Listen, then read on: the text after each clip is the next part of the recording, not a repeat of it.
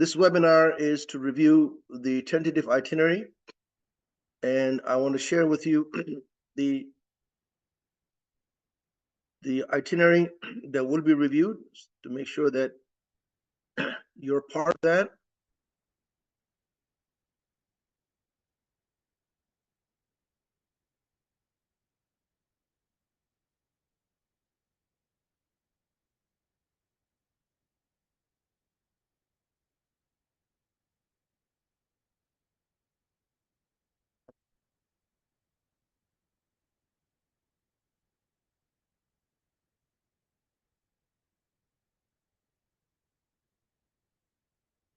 So, Bismillah ar-Rahman ar-Rahim, Alhamdulillah, wassalatu wassalamu ala Rasulillahi sallallahu alayhi wa sallam. Brothers and sisters, thank you very much for taking the time on this Sunday afternoon here in Eastern Time and wherever you are to attend this itinerary review. Now, you can see that we have done is we decided to actually divide up the itinerary because we had programs in two different camps, Majar Alkabsh, which is Camp A, and then we had Al-Muassim, which is Camp C. We also had some that were 14-day packages and some that were 10-day packages, some that were Medina first and some that were Mecca first.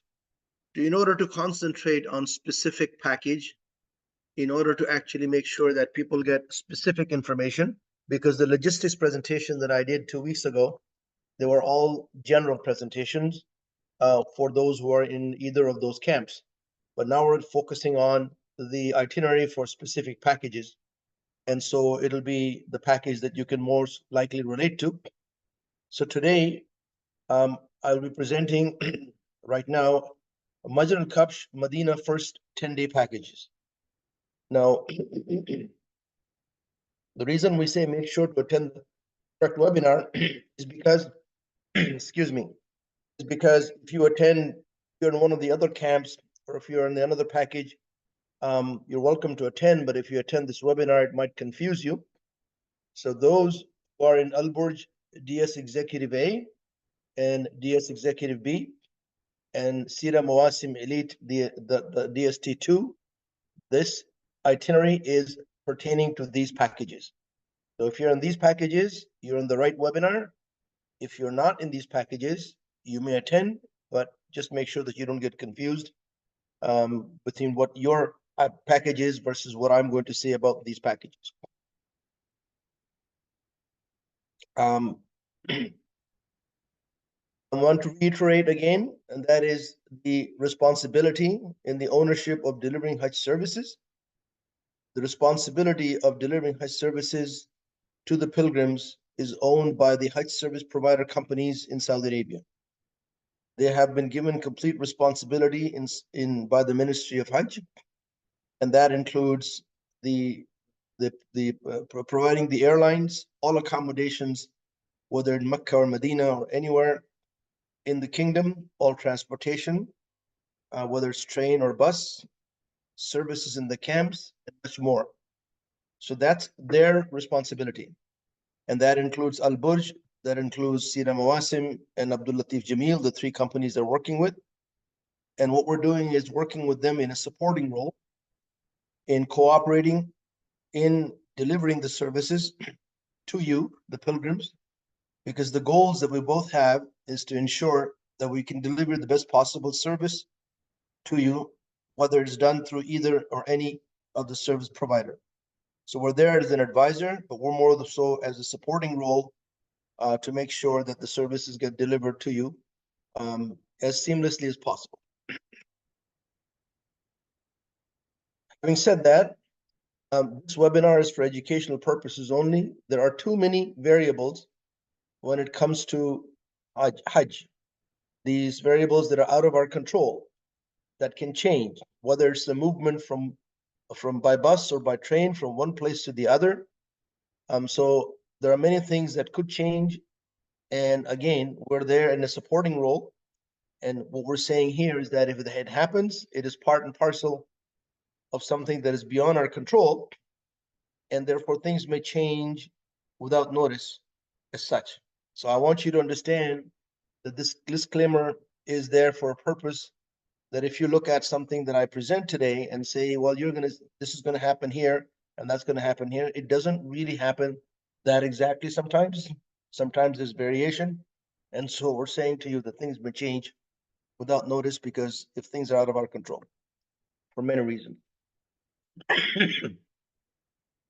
I have disabled the Q&A folder. And the reason for it is because chances are that 80% or more of your questions will be answered in the course of the presentation. So in order to avoid duplicate questions or questions that are probably already answered during the course of the presentation, it is best to disable the Q&A folder. I'll give you enough opportunity at the end of the session to not only post your questions, but review all the questions that are posted and upvote the questions that you want me to answer first. So you'll have that opportunity at the end. But please keep your questions to Hajj itinerary and logistics. If you have questions in the manasik of Hajj and the fiqh of Hajj, that should be asked during the religious sessions, the manasik sessions. For now, it is Hajj itinerary and logistics. That's what this webinar is, and keep your questions to that, inshallah. Before I start the actual review of the itinerary, we've been receiving calls, we've been receiving emails, and been inquiries about certain things. So I thought it's best for me to provide you an update on those things up front, because that's probably the top of your mind right now. And so let me go through it. Flight ticket updates. Group flight tickets are currently being processed. The tickets are being issued and being emailed. And we hope that by the end of this coming week, everybody will have the group flight tickets. So that group flight ticket that you booked through Nusuk, that was already provided by the service provider, that's the ticket that will be issued, all of them, by the end of this week as such. And so if one has received it, the other hasn't received it, there's no need to panic. If you know someone who has received it and you haven't received it, we're going through the process right now.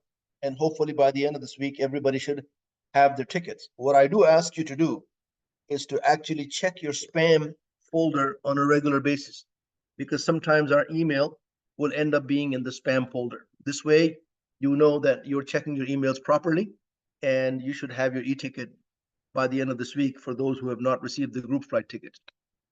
The question about Abdul Latif Jameel Group and airline date issue doesn't apply to you, because there's no one here attending this webinar from Abdul Latif Jameel, or the fact that you're arriving in a different city. And that was the question raised where you had mainly from Abdul Latif Jameel Group that they were arriving in Jeddah and the program was beginning in Medina. And they were ending in Medina and they were departing from Jeddah. So the answer to that is that for group flights that has been arranged by the service provider themselves, it is their responsibility, and they will provide you at no charge either a train transfer or transfer by bus from one city to the other. But if it's a custom flight that you booked and you're arriving in a different city and you have to be in the other city, if you're arriving in Jeddah and you have to be in Medina, if it's a custom flight that you booked, then we're working with the service providers to provide you with options as to how you get across to the other city. So we're gathering the details, working with them, and the options would mean that you will have to purchase the transfer either by bus or by train, depending on when your flight arrives, or if they're going to have a bus based on the number of groups or people that are arriving at a particular time, which is what we're working on with them. Alternatively, you may choose to book your own domestic ticket to go from one place to the other between Jeddah, Medina, and Mecca. If it applies to you, it applies to those who have purchased only the custom ticket. People are asking questions about guides and roomings and other updates. These are all in progress. These are all in progress, and they should be done by May the 20th. And we're collaborating with the service provider to finalize them. I can tell you that we have worked on rooming with them. I can tell you we worked on assigning group leaders as such. So all of this, instead of giving you piecemeal as they're being assigned, once we have it all together, then we'll have another information session with you or send you an email, and that would be to inform you about your group leader and perhaps even in the rooming.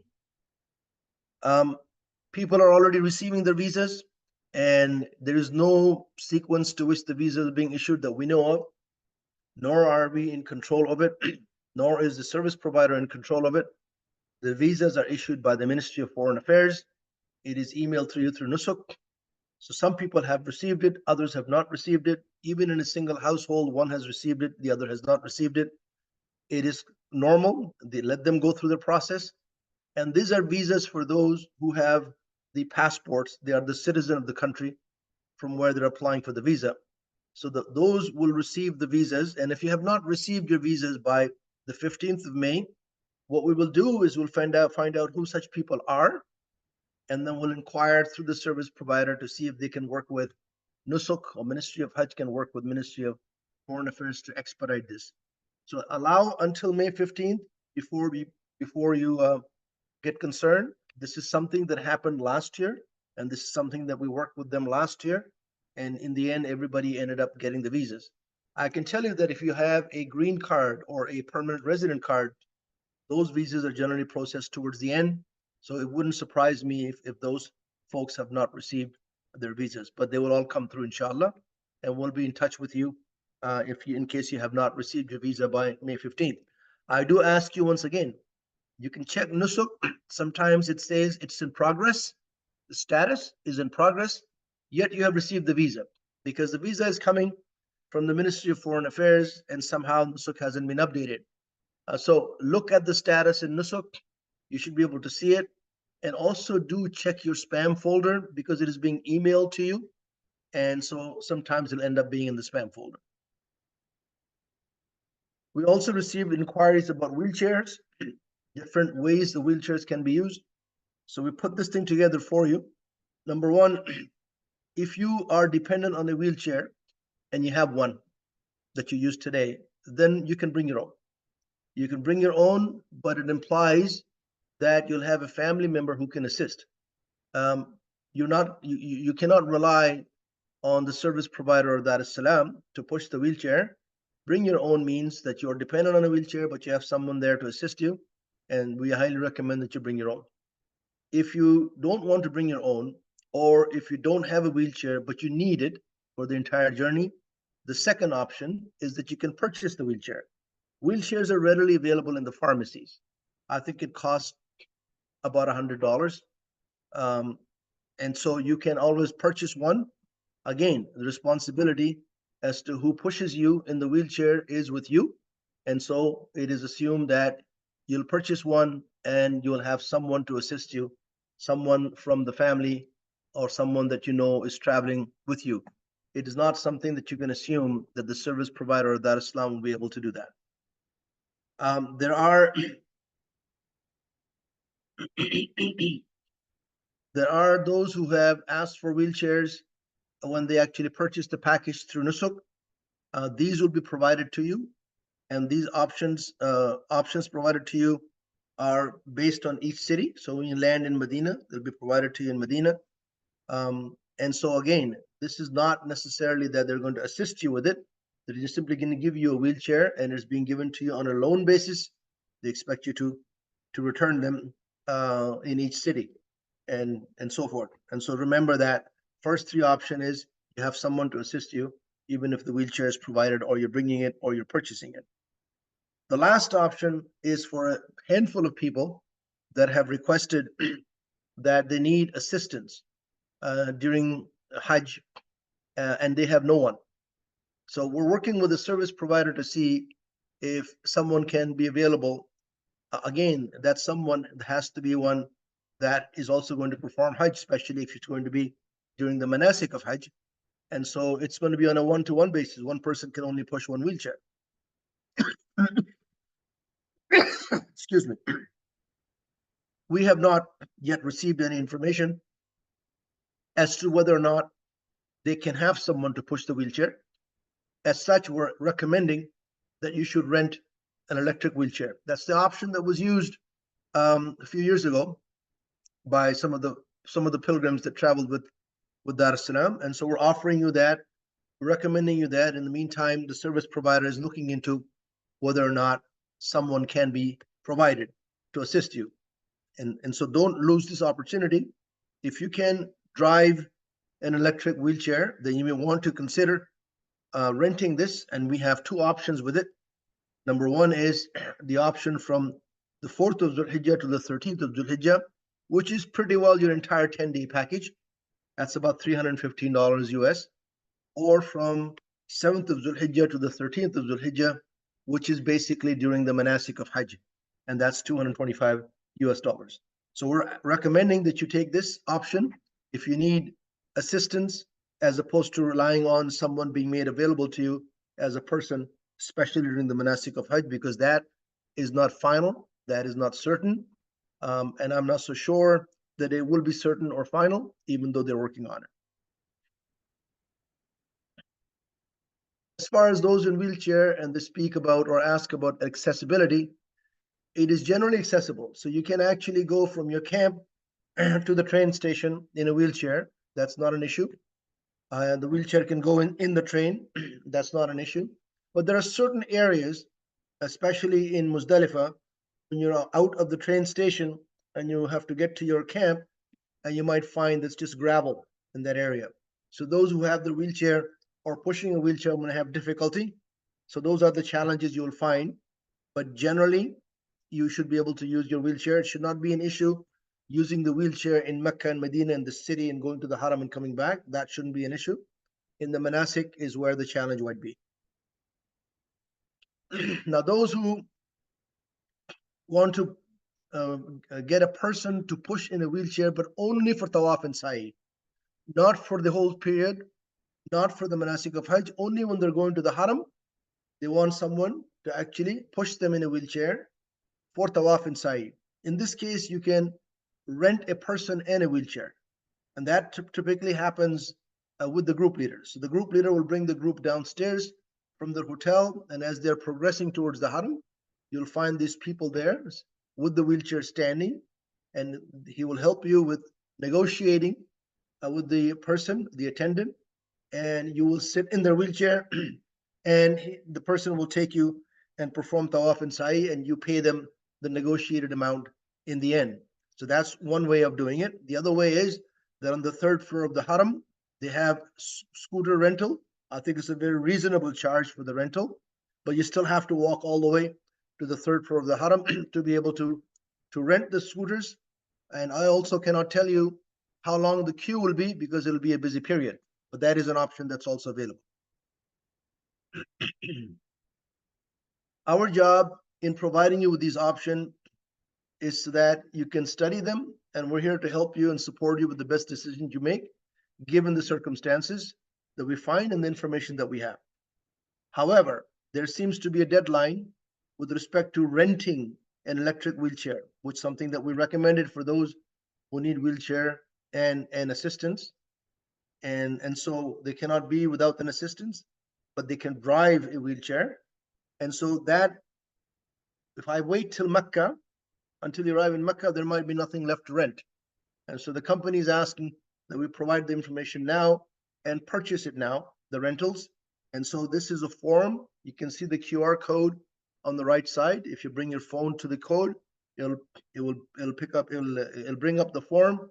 So again, if you are one of those that require wheelchair and assistance, right now the only thing we recommend is you drive yourself in a rented electric wheelchair, and this form is for those people to fill out, and we can make reservations for you for the electric wheelchair. So these have been questions that have come to us thus far. So I thought it's best to actually cover that up front, and that should settle most of the questions, or at least those who had these questions up front, because that seems to be the most inquiry we had. Now, the purpose of the agenda of this webinar is to go through the tentative itinerary review, and then we'll have Q&A in the end. Let's start with the beginning. Departing for Hajj. You actually need 3 pieces of luggage. You will need a suitcase, which conforms to the airline requirements as far as size is concerned and weight is concerned. So economy class, it should not be any more than 50 pounds or 23 kilograms. And that's where all your belongings go in. You also need a roll-on bag, the type of bag that you kind of take in the aircraft and put it in the overhead bin. You can use that. and that's for those who want to travel and stay in overnight. And again, it has also a size requirement and a weight requirement, so make sure you conform to that. And you definitely need a backpack for travel between Mina and Arafat to Muzdalifah and return to Mina. Backpack is not included, is not going to be provided, so you should go and get a backpack. You can pack your backpack in the suitcase when you travel to Saudi Arabia, because generally speaking, it will be used only during the manasik. I know that people will say, well, but I'm allowed 2 pieces of suitcase on the aircraft. Yes, you are allowed to carry 2 pieces of suitcase from here, but what we're recommending is what you need is one. But if you want to carry two, you can. Nothing is stopping you from carrying two, and we'll help transfer the suitcase between Medina and Mecca. Brothers and sisters, the flights that you're on are all full. You can see that the specific dates of arrival in almost all the packages you see in Nusuk, that when you purchased it, they were all around this time. Everybody seems to arrive around the 4th of Zulhijjah, either in Medina or in Mecca. And that's because the accommodations over there is actually sold in blocks, 1 to 4, 4 to 14, etc. So all of the flights coming in are going to be full. I know that I have checked some of the flights because somebody wanted to have a separate ticket, and I find these flights have zero availability. Even business class, which is very pricey, is still zero availability. They have actually closed the flights. So in that case, be at the airport early, especially because you need to actually get there and check in, and especially if you need any checking in assistance, if you need any seat selections that may not be available to you online or over the phone. So please be at the airport early. We recommend you get there at 4 hours before. The check-in counter opens 4 hours or even earlier than that. So get there 4.5 hours before the airport, drop off, pick up, and by the time you get to the check-in counter, it's open. And it's important for you to actually check in earlier rather than later. Now, for those who are traveling on a domestic flight from their home city and connecting with an international flight in another city, it is important that your luggage is checked in your domestic flight only to the other city, which is your port of international departure. And it's not checked in all the way through to Saudi Arabia. You might be tempted if the carrier in your home city says, I can check it in for you all the way to Saudi Arabia. And you might think that that will save you money because they may not charge you for the luggage fee. But there is an inherent risk with that. And that risk is you're depending on the local carrier to transfer your luggage to the international carrier at your port of international departure. And we have seen over the years that sometimes it doesn't happen. And when it doesn't happen, the international carrier that you're going to take to arrive in Saudi Arabia will not own any responsibility as to where your luggage is, because it's not in their system. It was never checked in the system. You're not carrying the luggage tag from them. You're carrying the luggage tag from the domestic carrier. I'll give you an example. If you're traveling from Columbus, Ohio to JFK, and then taking a flight from JFK to Medina, to Jeddah, for example. And so I would check my luggage in Columbus, Ohio, and claim it at JFK. If I'm using a combination of Delta Airlines and Turkish Airlines is from JFK to Saudi Arabia via Istanbul, but the Delta airline is from Columbus, Ohio to JFK. I would not allow Delta to check my luggage all the way to Saudi Arabia. I will just take it to JFK. And in this way, I will claim the luggage and I'll walk into the Turkish check-in counter and check in the luggage. Now I have their tags. God forbid, if you are actually in Medina, when you land in Medina and you can't find your luggage and you file a lost luggage claim, it will be with Turkish Airlines because you have their tags and they are responsible for finding the luggage if it is actually indeed lost. If you had taken a Delta Airlines tag to them, Turkish Airlines will look in their system and say, well, it never made it in JFK, and so we're not responsible for it. And so to avoid that, avoid being without your luggage, without your clothes during the days of Hajj, and unnecessarily being worried and stressful, it is best to check in only in your domestic flight to the international port of departure, and then checking in with the international flight onwards to Saudi Arabia. When you arrive in Medina on the 10th or 11th, some are arriving on the 10th, some are arriving on the 11th. The accommodation actually starts on the 10th and 4th of Zulhijjah. It depends on who has arrived before you. I just want you to know that immigration and customs make some time due to the volume of people there. Just be patient. I just want you to know that you are responsible for your luggage because we cannot send people. The service provider cannot enter that secure area to come and help you or assist you.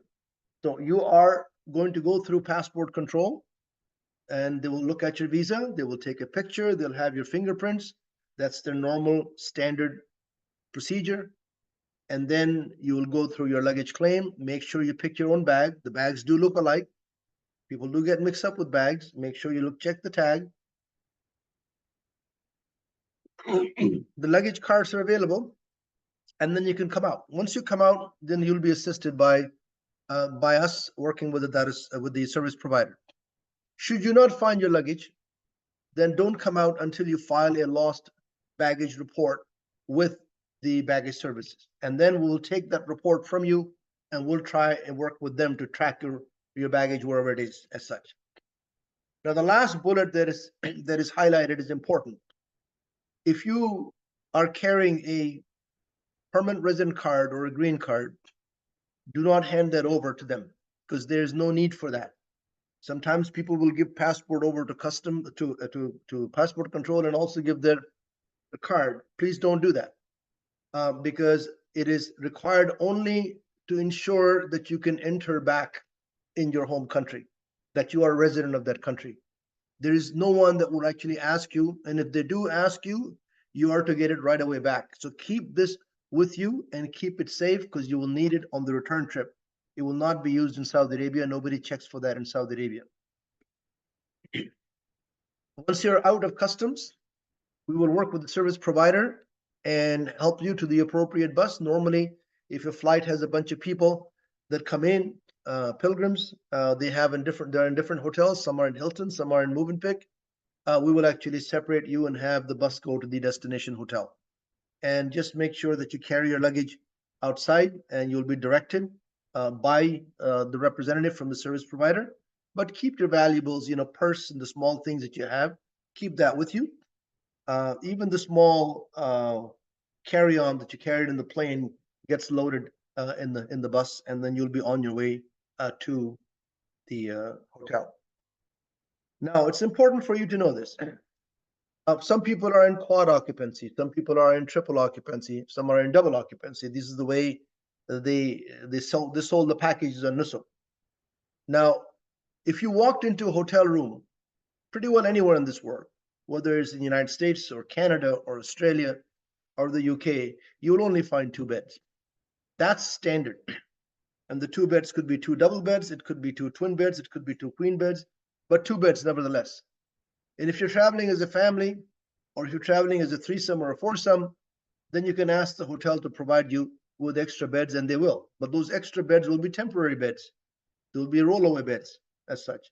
So when you look at the configuration in Mecca and Medina hotels, that's how they do it. The 3rd and the 4th beds are temporary beds.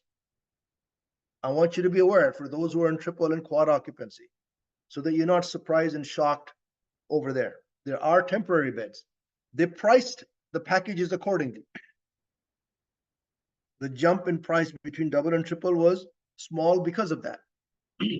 So the temporary beds are assigned if you're in quad occupancy, and now comes, somebody will say, "Hey, wait a minute, I paid the same as this other person. How come I have a temporary bed?"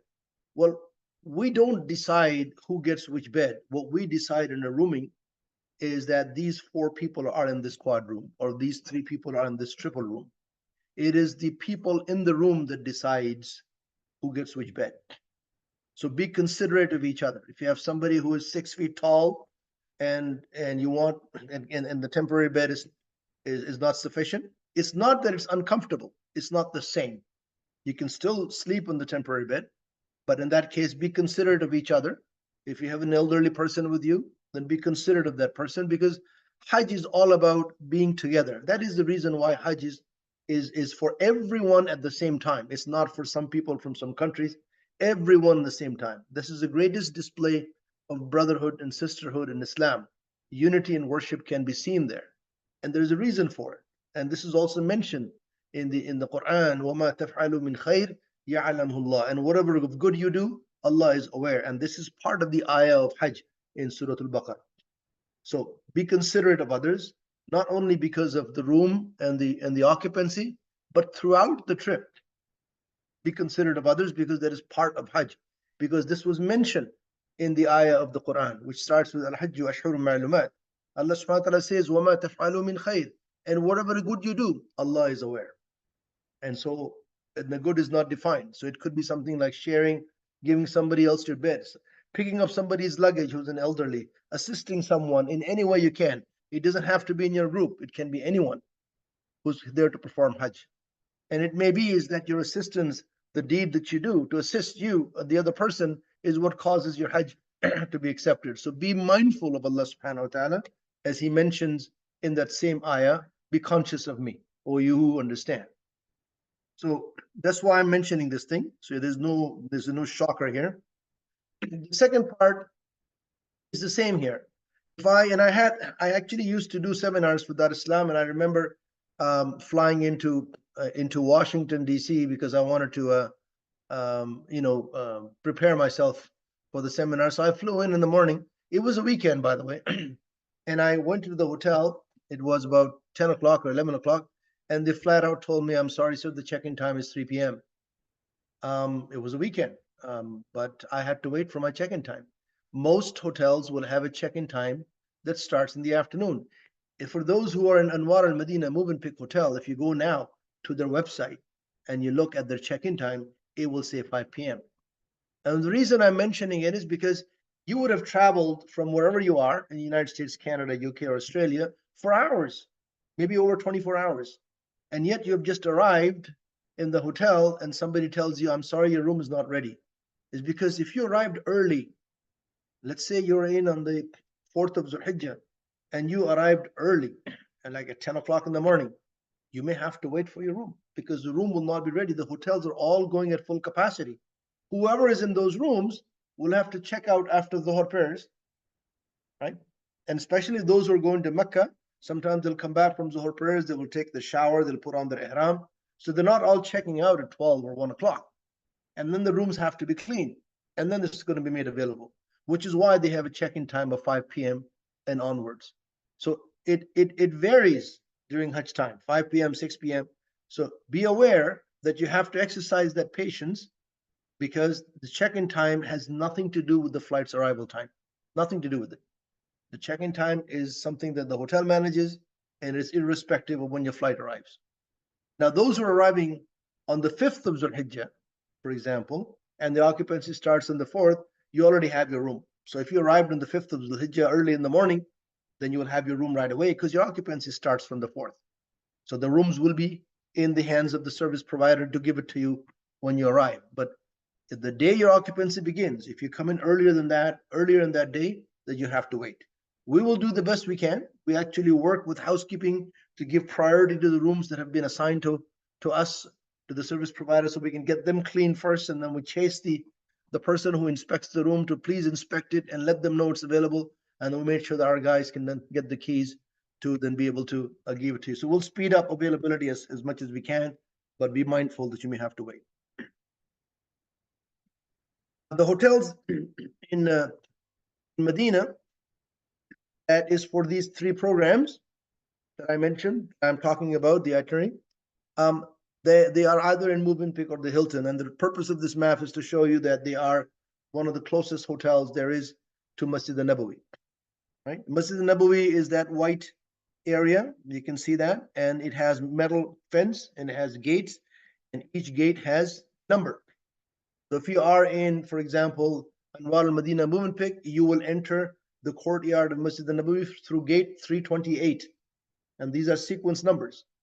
And so you become familiar now. If you're inside the masjid somewhere, when you come out, which is my hotel, you're looking for gate 328, and the hotel building is, I'm not exaggerating, about maybe 10 steps or 15 steps from that gate. Okay, so maybe become familiar. We'll have ziyarah, inshallah, Medina. You'll be given instructions on ziyarah. And since you're starting in Medina, there will definitely be religious lecture, and one of them will be on the fiqh of Umrah and Hajj, how to perform Umrah, your questions about Hajj. They'll all be there. And make sure you attend them. This guidance will come to you from your group leader, and the means of communication, it's important, will be through WhatsApp. WhatsApp groups that's been established for each of the groups that are being established. You have been sent invitation. Please join the group. Do not delay. Do not hesitate. Join the group. Right now, it's only announcement, but we're looking forward to opening it up for comments sometime after the group leaders are assigned, and they will be part of the group. So please make sure that you are going to be using group WhatsApp. The invitation has been sent for your specific group.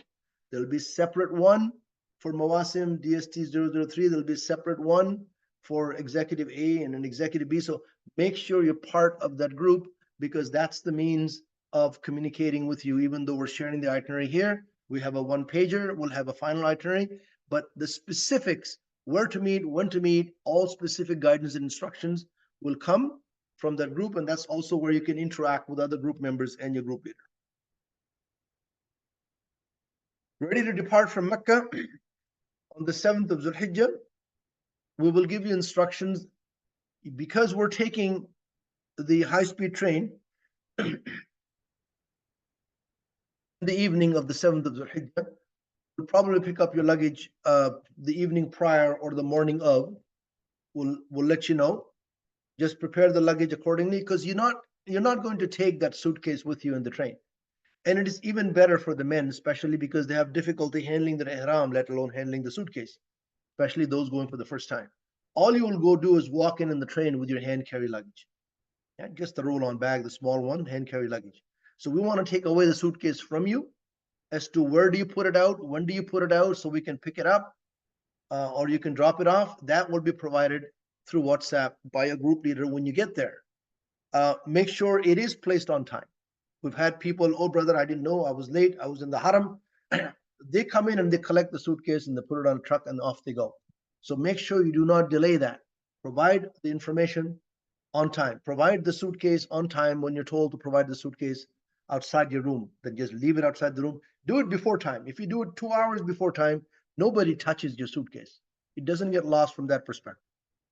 And plus, what happens sometimes, people will put their suitcases out, and then once the suitcases have left Medina, they will say, brother, I'm sorry, I forgot my medicine inside. So this is a reminder. Be thoughtful. Your hand carry stays with you. Your ihram stays with you, because you're going to go in ihram to Mecca, and you're just putting the valuable stays with you, just putting out the extra clothes and stuff in the suitcase. And inshallah, you will be going on a high-speed train in the evening to Mecca in ihram. Hotels in Mecca in these three packages are either Swiss Hotel or Fairmont or Swiss Maqam.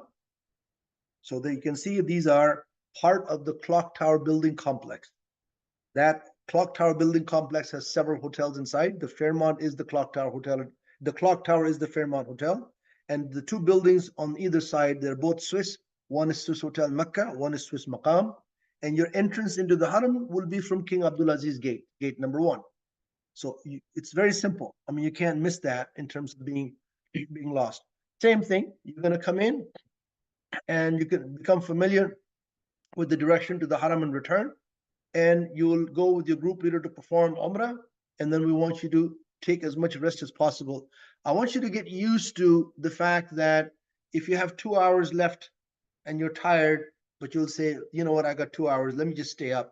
Get used to the fact that you can take a nap for an hour or half an hour, because it is important that you actually get used to that, because that's what happens over there. So generally speaking, perform Umrah and rest. Haram is crowded. When people go for Maghrib prayers, they go at least an hour before to go inside. And then they don't come out till after Isha, because the time difference between Maghrib and Isha is an hour and 15 minutes. So you have to allow extra time for prayers. There's no question about it. Those hotels also have a common musalla that prays with the Haram.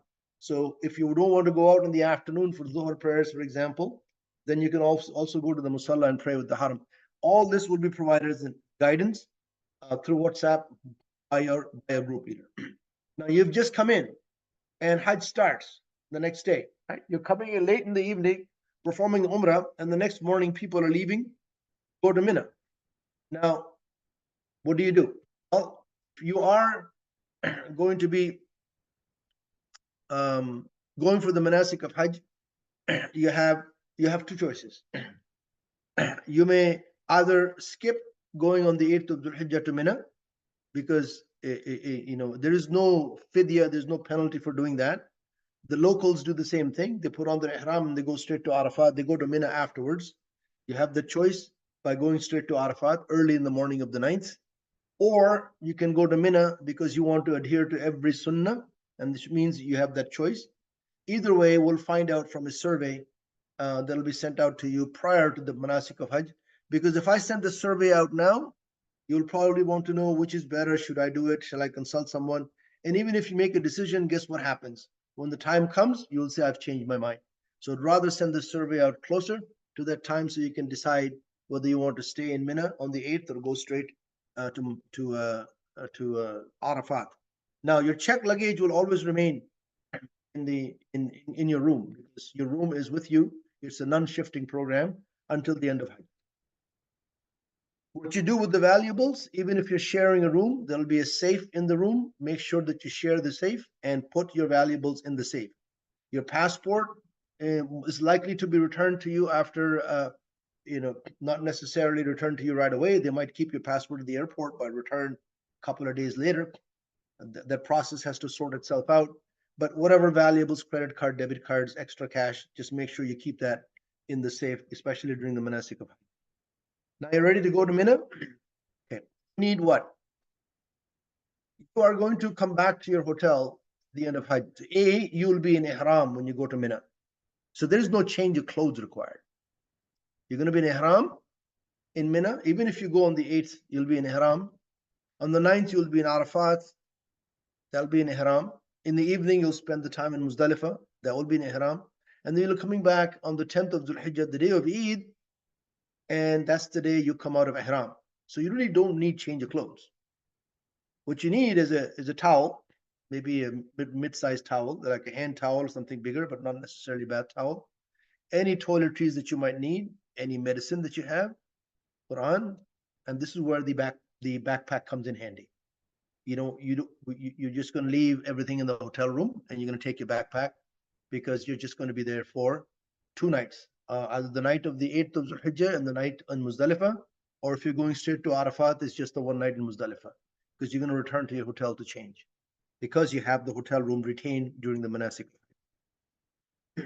Mina camp itself, I'm showing you on the left side, you can see it's called Majar Alkabsh, which is Camp A, and the Jamarat is right across from the camp.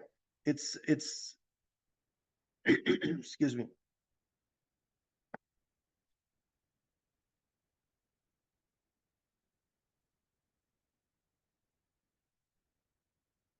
The next chart will show you even better. See that shaded area that you see in this chart? That's generally where a camp is, right? It's a secure area, and right across is the Jamarat. And if you look to the screen, to the left side at the bottom is cutting off a bit. That's the train station that we're going to use to go from Mina to Arafat to Muzdalifah and back. That's Mina station number 3. This is a nice view. This is taken a few years ago on the last day when Hajj was over. The buses were coming in to pick up people to go. So you can see where the camp is located. You can see those buildings on the left side. Those are circular, cylindrical buildings that contain nothing but escalators to take people to the various levels of the Jamarat. So they control the flow of people in the Jamarat. If one level is full, they'll open up the other level and they'll close this level. So this is what they control it by. But look at this road and the tunnel entrance at the end. That tunnel entrance is King Fahad Tunnel. And that tunnel entrance, once you enter the tunnel, you are outside the boundary of Mina. So we are right across the Jamarat, the first camp, and you're just at the edge of Mina. And the reason I'm mentioning it is because when you are going to be in the camp in Mina, they shut the roads down. There'll be no traffic on this road. Where you see buses today is because that was the last day. The picture was taken on the last day when they were allowed to come in to take the pilgrims. And you can notice it's all one way, right? Because they're not allowing the other side traffic. But when you're going to be there on the day you come back from Muzdalifah, there'll be no traffic. On the 11th, there'll be no traffic. On the 12th, there might be traffic in the afternoon. So what we tend to do when you have to come to the haram or to your hotel is you have to walk through that tunnel. The buses will be standing on the other side, right? And that's why this is close to the edge as such. So that's what the camp is, and that's where how close it is. If you're staying overnight in Mina, so what you will do if you go on the 8th, you'll stay overnight in Mina. Men and women are going to be in separate tents. Meals and drinks will be provided. There's nothing to do on the 8th of Dhul Hijjah. Please rest. The most important day for a believer, whether you're in Hajj or not, is the day of Arafah. And so you ready yourself for that day. Make sure you rest. Make sure you sleep early. We will let you know when we're departing. That is not something that's decided by the service provider or by Dar es Salaam. It is something that is mentioned by the Ministry of Hajj as to, hey, this camp is going to empty to go to Arafat at this time. It could be 3 a.m., it could be 6 a.m., it could be 7 a.m. Whatever the time is given, we will let you know what that time is. And please, you're not used to being in a tent with 5 people or 6 people or 10 people. So that's getting some used to. So again, try to get as much rest as possible. It's normal for you to actually sleep in the afternoon or take a nap. People use the same place for congregational prayers, for their meals. So you have to keep it clean, and we'll let you know, when to depart. We depart by using Al-Majar train. This train is used for 2 days in the entire year. It takes pilgrims on the 9th of Dhul Hijjah from Mina to Arafat, and then in the evening from Arafat to Muzdalifah, and then again in the morning, the following morning, from Muzdalifah back to Mina. And the train consists of 12 cars. It holds altogether 3,000 passengers, and there's standing room only. There are some seats, but they fill up the train, so people are actually standing. There are 3 stations in Mina, 3 in Muzdalifah, 3 in Arafat. Don't get confused. Our station, for those who are in Majar Alkabsh, is Mina Station 3. Mina Station 3. Whatever time is we're allotted, we'll walk together. Don't be worried that my wife is in the other camp. The women are separate. I'm in the other camp. The group leader will allow you to accumulate first. We'll have the people go outside the camp. There is a street behind the camp, and we have your group standing there in one place. And we want to make sure, is your family there? Make sure everybody's together before we start moving. The family should always be together in movement, whether by bus or by train, always be together. And so it's important that the husband doesn't say, I don't know where my wife is, she'll find her way, or vice versa. Make sure you're together, because it becomes a source of unnecessary stress. Go together. And we'll have to walk to the train station. And now I want to share this with you. This Google map. You can see where the camp is. You can see where the Jamarat is. And the train station is across the valley. And basically, you can see that there's 2 more train stations in Mina. There's 3 train stations in Muzdalifah. And there is 3 in Arafat. The train doesn't stop at every station. So when it fills up the people in station 3 in Mina, it will go all the way to station 3 in Arafat. It doesn't stop anywhere else because the train will be full. So it's point to point. It takes 15 minutes. 15 minutes to get from station 3 to Arafat station 3. That's the advantage of it. Now, how do we get there? We'll come out of our building, out of our camp, into the streets behind, where the arrow is pointing to. We'll gather there. We'll either take one of these buildings or one of the other buildings. They're going to let us know how to get there, and we'll just walk up to the top ramp and just simply walk into the train station. Again, the departure will be by a group, by groups. We'll advise you. What people do is they get excited and they go outside. Just stay in your tent. We'll let you know when the time comes for you to come out, because if everybody shows up outside in the front gate, it becomes crowded and unnecessarily crowded. We're all going to go there. Just be patient, just be calm, and just be in that inner state of consciousness of Allah subhanahu wa ta'ala. It is He who had called you. It is He who's inviting you to the greatest day of the entire year. That's important to understand that. If you're spending the night in Muzdalifah, don't take any of the bedding from Mina. They will provide sleeping bag or mat. The Hajj service providers have said they will provide that for use in Muzdalifah. But we must ride the train the time given. Once we arrive in Arafat, we're going to walk to our camp area, where that camp is. Normally, there are large tents where separate women and separate men are separate, but they are in an enclosed area. They have large AC units, and they have indoor carpeting and sitting area, and there's some outdoor carpeting. There'll be meals provided, but try to eat light, but drink a lot. Make sure you remain hydrated. It's important. Hydration is important. What people tend to do is they say, I'm not going to drink because I don't want to go to the bathroom. What tends to happen as the day progresses and you're perspiring and not drinking as much, you end up, when you start walking toward Muzdalifah, I've seen over and over again, people simply collapse, simply faint from heat exhaustion. And the answer is they're dehydrated.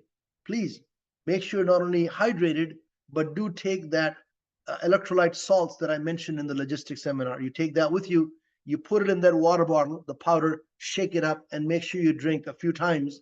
And so you're not replacing the perspiration, but also the electrolytes that you're losing. It's important. Let me give you an example. Last year, they actually zipped down the tents the night before and then turned the AC on. So when people arrived in the morning of Arafat, it was nice and cool. Everybody thought it's great. But because now the tent is open, people are going in and out of the tents. And as the day progressed, the sun came up, it became hot. I had complaints that the ACs are not working. And I had to walk into the tent with the technician. The ACs were set at 16 degrees Celsius, and the temperature inside was 36. And it was working. It was blowing full air AC. But the outside temperature was 120 degrees Fahrenheit, was 48 degrees Celsius. The inside temperature was 36, and that was unbearable, especially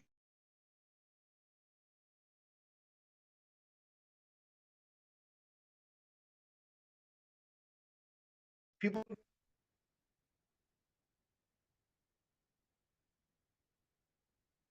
People get comfortable. They think of AC means I'm going to be comfortable. That's not true. AC in a desert with 120 degrees in a tent that is made of canvas, how much can you be comfortable? So bear that in mind. Make sure you drink a lot to keep hydrated, and you will have time to rest, right? I also tell people when they leave Arafat to take a couple of bottles of water in their backpack, or 3 of them, because you'll need it on the way to Muzdalifah, right? Now comes the day of Arafat. The main reason and the entire reason for your trip is to be there. That is the day that has been described by the Prophet ﷺ. There is no other day in an entire year when most are saved from the punishment of the hellfire than the day of Arafat. There is no other day in an entire year when most are saved from the punishment of hellfire than the day of Arafat. That is the greatest day for a believer, especially those who are there. And those who are not there, those who are still back at home, they end up fasting that day to be in solidarity with those in Arafat. So that's the day you're preparing yourself for. You're going to rest in the morning. If you're arriving in the morning, get some rest. Take that hour nap or 2-hour nap. Get up and get ready for Dhuhr and Asr way before. And so we're gonna have prayers in congregation in the camps, led by a sheikh. We're gonna have a khutbah of Arafat delivered by the scholars in the camps, separate for women, separate for men. So be part of that. And then after that comes the wuquf of Arafat, standing in Arafat. Anytime after that prayer of Zuhr and Asr, until Maghrib is the standing in Arafat. You can go outside. If it's too hot, you can stand in the camp inside and make your du'as to Allah subhanahu wa ta'ala. And there will be individual du'as you make, and then you can also join late in the evening after Asr time when it becomes a relatively cooler. You will see the shuyukhs outside leading the du'as in congregation. You can join any one of them. Brothers and sisters, Arafat is a rehearsal of the Day of Judgment. Allah subhanahu wa ta'ala has made everybody equal, and that's the reason you put on your ihram. There is no distinction between rich and poor, the one who's well connected, one who's not. There's no such distinction except with the one with taqwa, the one who is pious, the one who is more conscious of Allah subhanahu wa ta'ala. And that's what you're preparing for. You are going to plead your case to Allah subhanahu wa ta'ala in those 4 hours that you have for forgiveness, for mercy, for betterment in this dunya, and for betterment in the akhirah. The end goal is the akhirah. The end goal is Jannah. You're going to spend those times standing, facing the Qibla, and crying your heart out for Allah to forgive you and have mercy on you. And you'll pray for yourself and your family and whoever you want to pray for, but you'll also pray for the akhirah. And this is the day you are rehearsing. Just imagine that if it was the day of judgment and you're standing before Allah, just imagine that. Except on the actual day of judgment, you cannot seek forgiveness. It's too late for that. But here is giving you an opportunity to rehearse that day. And that day will be terrible, the day of judgment. The sun will be just above your head. So you get some of that when you're in Arafat, when it's hot. You get some of that. But you are going to come back clean. The volumes of sins that I've accumulated, I come back with a blank book. Or the hadith of the Prophet ﷺ, in which he says, the Hajj that is acceptable, Hajj Mabrur, the reward of this is no less than Jannah. Imagine being written down as inhabitant of Jannah. Or imagine being the one that the Prophet ﷺ described, who returns home like the day his mother gave birth to him, completely sinless. That's the day. That's the day when mercy of Allah descends. That's why there is a mountain of mercy there. Don't sleep in the afternoon. Be prepared. The preparation doesn't start there, brothers and sisters. The preparation starts now. I want you to start working on your heart now. I want you to make sure that you have no malice in your heart. I want to make sure that you make amends for the wrong you've done others. If you have disrupted relationship with your family members, make amends and make the relationship. Seeking forgiveness of others what you have done wrong, so that you are now trying to remove that rust from your heart. How can you ask Allah for mercy when you can't have mercy on others, especially if you're in a position of strength to have mercy on others? How can you go there and you're not in a speaking relationship with, God forbid, your parents or your brothers and sisters? Make amends. Make peace with them before you go, because Allah is expecting you to come to Him with a sound heart. He's expecting you to come to Him with a sound heart. And so you prepare the journey now, not over there, not when you get on the plane. Start that visualization of standing before Allah subhanahu wa ta'ala. And so this is that day that Allah forgives most from the fire of hell than any other day of the entire year. There is no need to go outside the gated area. Brother, can I go to Masjid Nimra? There is no need. The Prophet ﷺ said, all of Arafah is a place of standing. So you can stand there and make your du'as. Remain hydrated. We'll depart Muzdalifah based on the time we're told to leave, when our turn is to get to the train station. And please remain hydrated. This is where you can just imagine for a moment, you've been standing out in the sun, you have been standing and making dua, you're tired, and now you're telling me I have to walk and I have to stand in line for an hour, 2 hours. And at that same time, if you had not had enough electrolyte drinks, guess what's going to happen to you? You're going to have heat exhaustion. So expect long lines at the train station. And specifically when leaving Arafat to Muzdalifah and from Muzdalifah to Mina. You may be standing in line for a while before boarding the train. Some people take those collapsible stools, they actually sit in the stool for a while, as opposed to keep standing. Some people will sit on the floor. By the time you inch your way through the platform, that ramp that you go up to get to the platform, you could be in that ramp for an hour and a half before you even get to the platform. As such. So be prepared for this long lineup and just remain hydrated. It's important that you remain hydrated. Muzdalifah. When you arrive in Muzdalifah, in the train station, we'll guide you to where your camp is. Muzdalifah, there are no tents. You sleep under the open sky. Right? Allah's mercy continues to descend on those who are in Arafat when they come to Muzdalifah. When you get there, are you sharing a screen? Yes, I am. I think we've lost the share. Okay, when did we lose it? Just about 2 minutes ago, I believe. Okay. I noticed that it started recording again. I don't know why that was, even though I was recording it.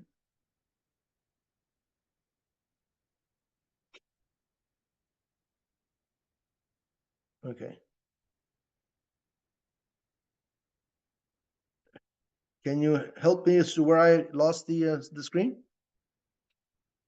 On I Arafat? think you can start from Arafat. Yeah, Arafat. You can do from Arafat, inshallah. Okay. Can you see the screen now? Yes, sir. Thank you.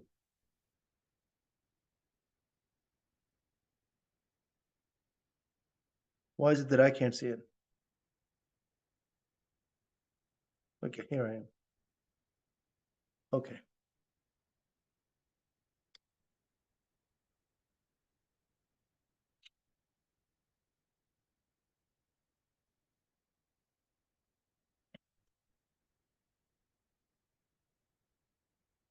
I think I went through this. Arafat camp is located, and there are large tents. Men and women are separate. You'll have industrial units. You'll have carpeting, but you'll have North American style toilets.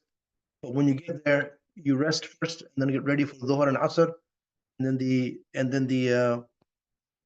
then the actual wukuf of Arafat, and remain hydrated. You'll have time for individual supplications. You'll have time for group supplications. And just please stay in the gated compound. When you depart for Arafat and Muzdalifah, it's supposed to be after Maghrib, but it could be way after Maghrib. It cannot be right at Maghrib. The train station cannot accommodate everybody together. So you'll be given a specific time to get there. Just be calm, just be collective. You will get there. Some people arrive in Muzdalifah at 10 o'clock, some people arrive at 11 o'clock, some people arrive at 9 o'clock. It depends on when they get to ride the train. But make sure that you remain hydrated. In the train station, expect long lines. As I mentioned, that you'll be going up a ramp to the platform.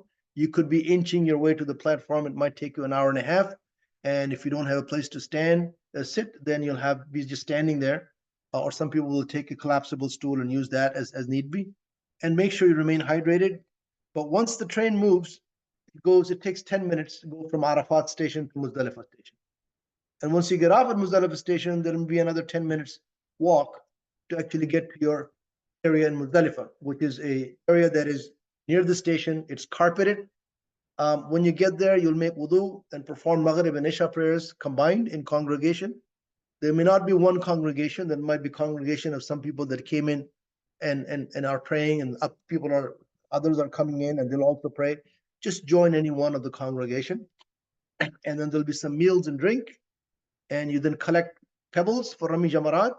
How many pebbles do you need? Well, if you're there till the 12th of Zulhijjah, then it's 49. If you're there till the 13th of Zulhijjah, it's 70. All of that will come through as guidance.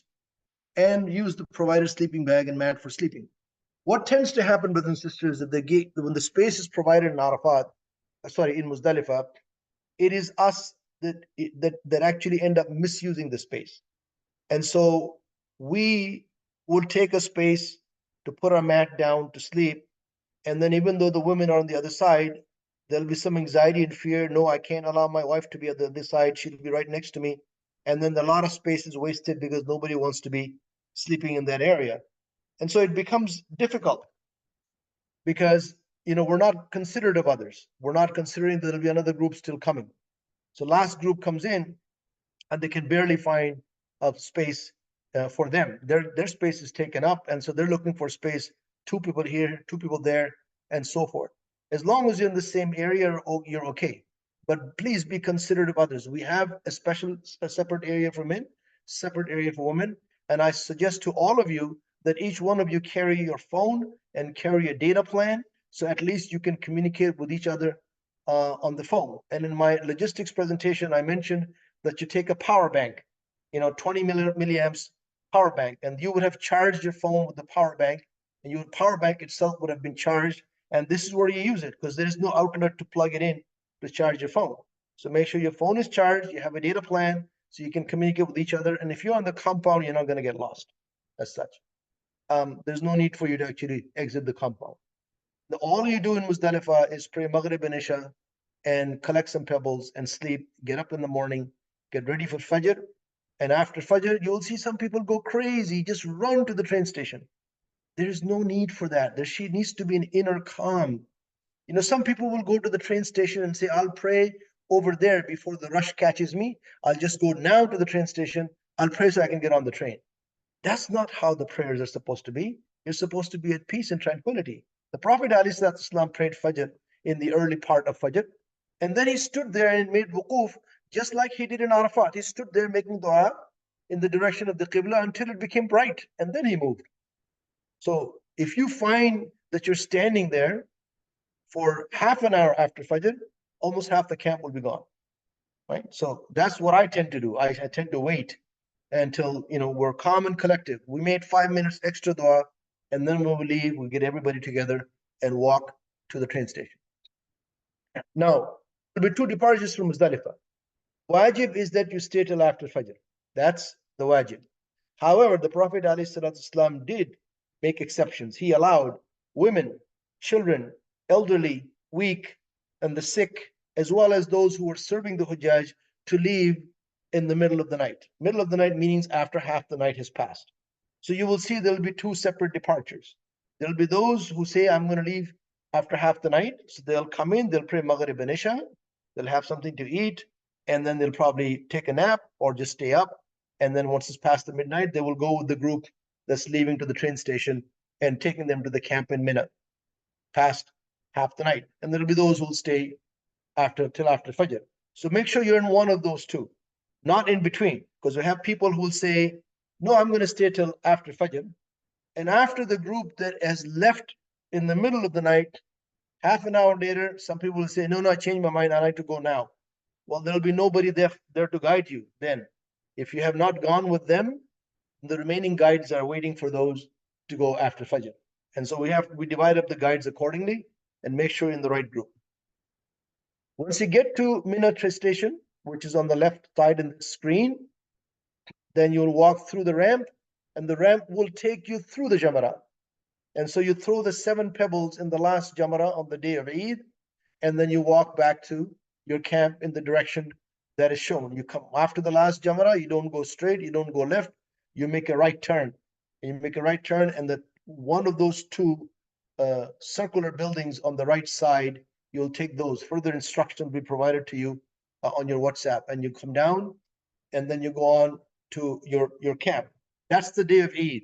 That's the day of celebration.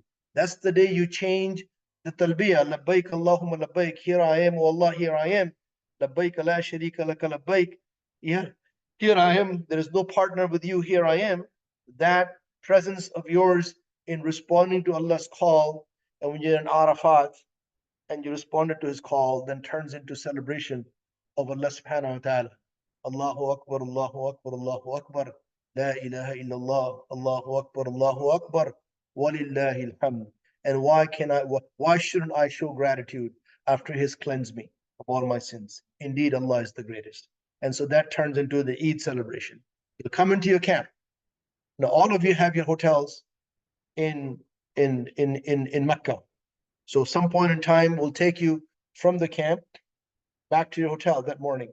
Whether you came in the middle of the night, whether you came in the morning, you'll be transferred to your hotel, and make sure you get your hair cut. If there's a barber already present in the camp, if you've already stoned, then get your hair cut, and then of course you go to your hotel.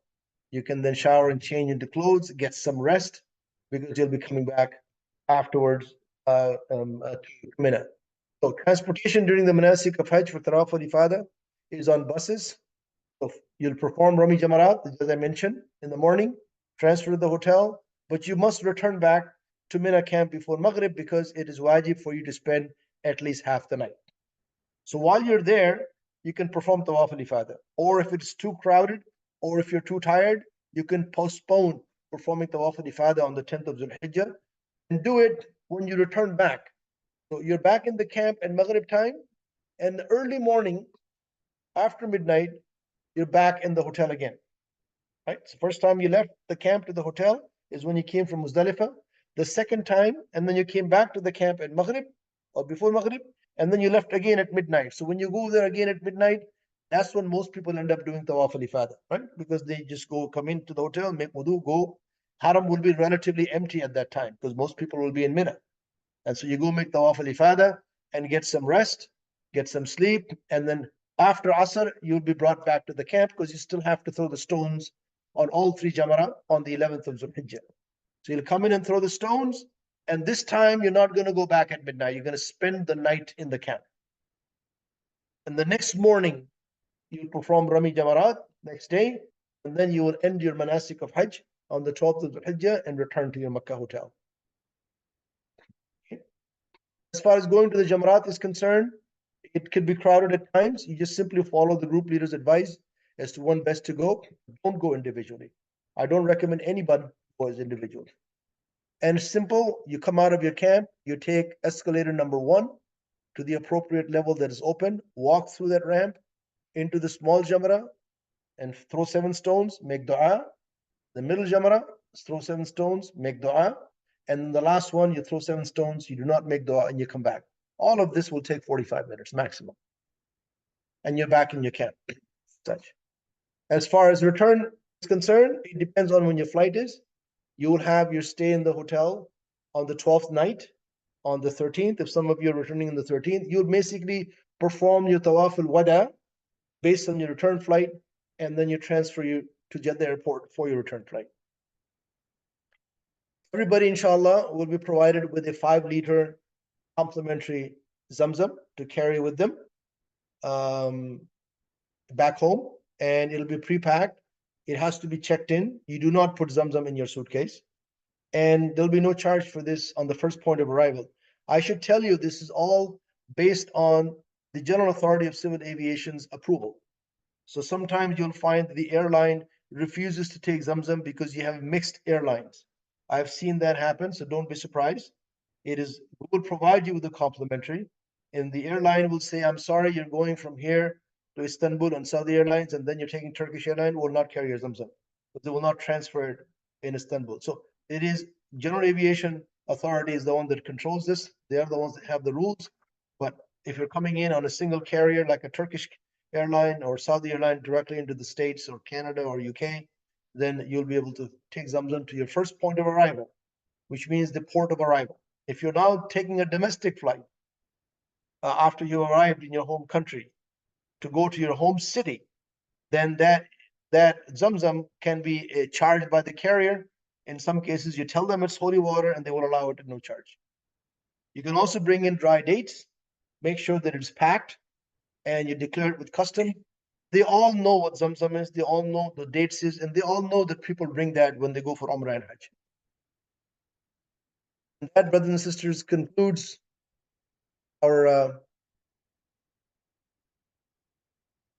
my presentation.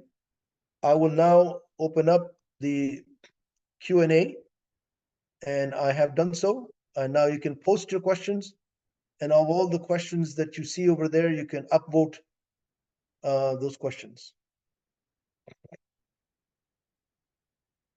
I'll give it a few minutes till the questions are posted.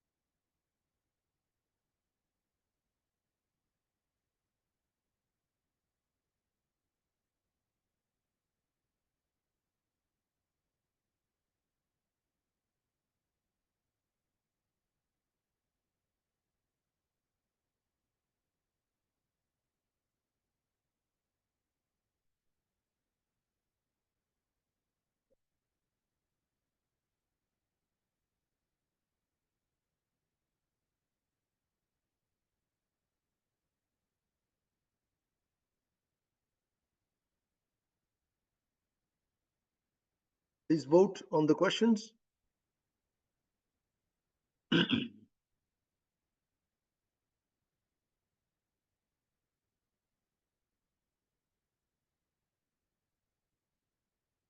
Okay, let me start answering them.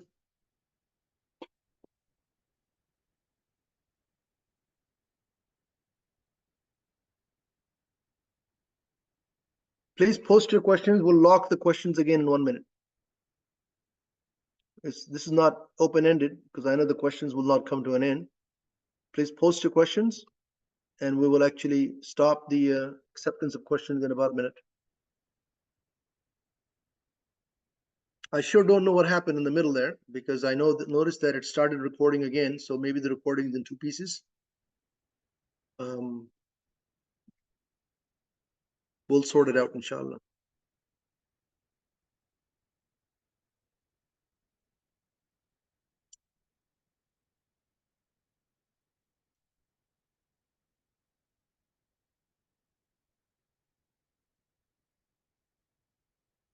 Okay.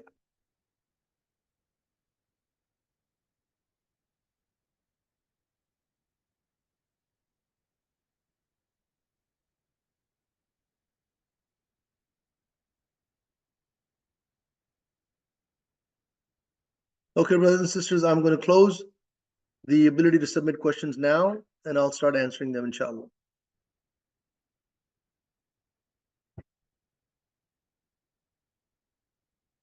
Okay, the first question that seems to have the most upvote is the question that says, how many people are in each tent? The answer to that is not as simple, because the tents are not all consistently the same size, if you will. So basically, you will have a tent that will hold 10. You might have a tent that holds 8. You might have a tent that holds 12. And what we sometimes do is that we actually open up the middle partition. So if I have a tent that holds 10 each, and they're across from each other, so there's 4 of them, 10 here, 10 across, another 10, another across, I will open up the middle partition, so all of a sudden you become a larger tent. And the reason for that is because you have better air circulation when you have a larger area. And number 2, when the sheikh does the lectures, a larger audience can hear him. And number 3, you can also have group congregational prayers. Congregational prayers will be in the tents. It will not be outside as such. So there is no standard size per se for the tent. But generally speaking, if we have a tent of 10, 8 meters by 8 meters, it'll be 5 people on one side, 5 people on the other side. And, if their head on the other side, each of them will get their, the sleeper, foam sleeper set to sleep on. If we choose to go to Arafat on the 9th morning, what is the transportation from hotel to the Arafat? It is likely going to be by bus. You'll be probably taken in the morning, early in the morning. It could be before Fajr, and it'll be by bus straight to Arafat, straight from your hotel, straight to your camp in Arafat. It is to be decided, but in the previous years it has been by bus. It will not be an Al-Mashar train, because the Mashar train doesn't come to Mecca, starts in Mina. If you're going to go straight from your hotel in Mecca to Arafat, it's likely to be by bus. When will we know who will be my hotel roommate in Mecca and Medina? That's the first part. And will Dar Islam give us the contact details so we can connect up front? We'll probably share the rooming with you once it's complete. I would like to think sometime around the 20th of May or so. And then hopefully what we want everyone to do is when they are on their WhatsApp, that they actually change their profile so their name shows up next to their number. When we don't see the names, we don't know who that person is. This way you can recognize who that person is, and then you can communicate with them privately. We cannot go out and give the contact details openly, because that is something that requires consent from both parties for the contact details to be given out. So you can connect with each other by searching that person in WhatsApp, and if that person calls us and say, yeah, I consent, then we'll gladly provide you the contact information.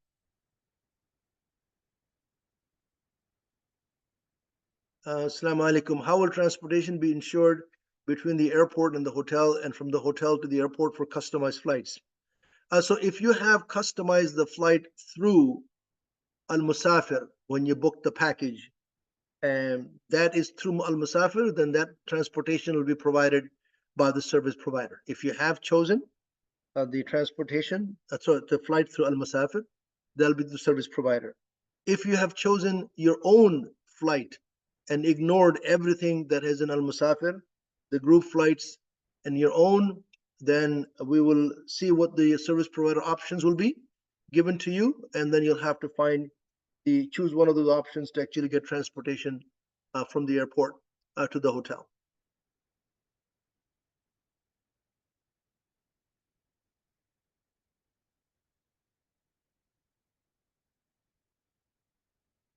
What's the traffic morning of Arafat if we choose not to stay in Mina the night before? Same for the days of 10 to 13 for non-shifting package days. You're asking me a question about traffic to Arafat if we choose not to stay in the Mina night before. We normally take you out before the traffic builds up. Normally, I've seen people go to Arafat at 3 o'clock or 4 o'clock in the morning. So they're not going to be in traffic to get to the Arafat straight away. If you chose not to stay in Mina, you go straight from the hotel, it'll be around that time. As far as 10 to 13 for the non-shifting package days, most likely I will tell you that when you return back to your camp in Mina, you will walk through that tunnel that I shared with you, and the buses will be on the other side, and you'll take you to your hotel. When you come back from the hotel, you'll probably stop over on the other side, and you'll walk back to the camp. So it's a good 1.25 miles or 2 kilometer walk from the camp to get to the other side of the tunnel, and that's how it'll be.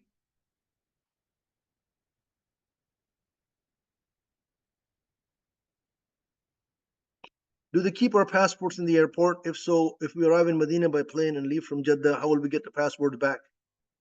Sister Noura, I believe that the plan here is that you'll get your passport back at passport control, but as you exit the airport from after customs, they will keep your passport for doing some of their own administrative work, and then the passport is generally returned back to you. It'll be back to you either at the airport or in the hotel. They will give it to the service providers to go back and give it to the people in the hotel. So I don't think they will keep the passport. But when they used to keep the passport before, they actually did the responsibility. They had the responsibility. If you started in Medina and you left from Jeddah, they had the responsibility that they transferred your passport from Medina into Mecca, and then when you left for Jeddah, they gave it to you in Mecca before you went to Jeddah. That's how they used to do it, if they kept the passport. But I believe they're going to keep the passport for maybe a day, or it might be returned to you at the airport or returned to you a day or two later. We'll know better and we'll be in touch with you accordingly. I always tell people to make a copy of their passport with them. We've not had issues with passports being returned, and so I don't anticipate that will be the case, but just in case, you should always have a copy of the passport with you. We arrive in Medina at 3 a.m. on 6/10. I'm assuming the hotel will not be ready. Does the service provider come and get us, or should we go on to the hotel? If you have purchased a flight through Nusuk, then the transportation will be provided by the service provider. If it is a group flight that arrives at 3 a.m. at 6:10, and that's the only option in the group flight available, then the service provider will accommodate you. If it is your own flight to come in at on 6:10, then of course you will not have the rooms available until the check-in time, although we'll do our best to accommodate. And if it is your own through Al-Musafir that service provider is aware of, then he will provide the transportation. If it is your own completely outside of Nusuk, then I believe that you'll be given the option on how to get to the hotel. Brother Azhar, just to clarify, if they're arriving early morning on the 10th, it's great. They are transferred, they drop off their belongings, they go to the masjid, but the check-in is still in the afternoon on the 10th. That's what I'm saying. Okay, all right, just to clarify. Yeah. Yes. The checking in starts at 5 p.m. onwards. It's not 5 p.m. on the dot, at 5 p.m. onwards on the 10th. And even if it's service provider flight provided on the 10th, that's when the check-in is going to be. But they get to enjoy the masjid, and we can have their belongings in concierge or yeah, alhamdulillah. We'll have you put your belongings in one place, use the bathrooms, make your wudu, and spend the time in the haram, and just be in touch. Is there luggage hold for those arriving early? A luggage hold for those? Yes, we're gonna. So the luggage is brought in from the bus. It's kept in one area. Your hand carry is kept in an area. We normally get if there's a conference room available, we'll ask the service provider to give you a restaurant that's sometimes available, and you go into that restaurant, put your stuff over there, and you move on to the haram and use the bathroom. So yeah, that's provided if you arrive early, inshallah. Muhammad Islam, you had asked a very important question. If you go straight to Arafat on the 9th day of Hijjah, is your bed held for you in Mina camp? Brother Muhammad, everybody has a bedding in Mina camp, whether they showed up or not. Whether they showed up on the 10th, the bed will be established before the 8th. There'll be a one-to-one in Mina. So whether you show up on the 8th or not, your bed will still be there. How long is the walk from Mina camp to the train station? I would say if you're walking with the group, it's about 20, 25 minutes, maybe half an hour. But there are parts of it it's a bit of an incline, so you're huffing and puffing a little bit because you're going up a ramp. It's a smooth ramp, but you're going up a ramp. That's about the walk. Can I share these slides? We don't share the slides, we share the recording of it.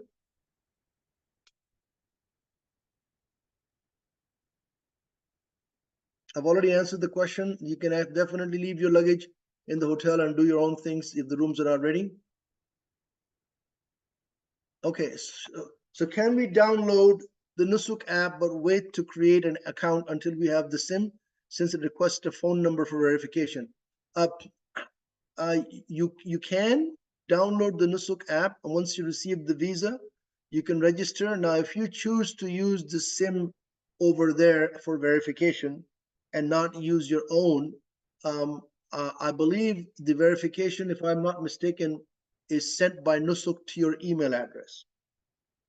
It does not come to your phone, it comes to your email address. So provide an email address that you can access on the phone. So when it sends you the verification code on the email, you will enter that into Nusuk. So once you have your visa, download Nusuk, register with that visa number, provide an email address that you can access on your phone, and you're all set to use Nusuk to make your appointments when the slots become available. Right now, it's all grayed out for Rauda. It won't be available for at least about 2 weeks before your time over there.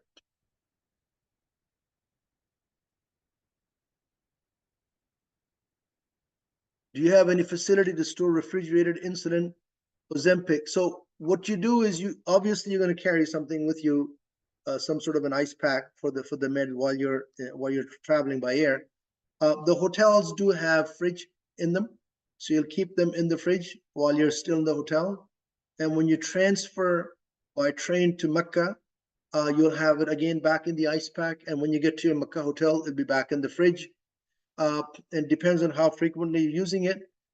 We can try to create a package that is sealed like a small container with your name, that if you are in Mina and you want to actually use it at that time, that we can actually find a cool storage place in Mina for you to actually store your medicine in there. But generally in the hotels, there's fridge available.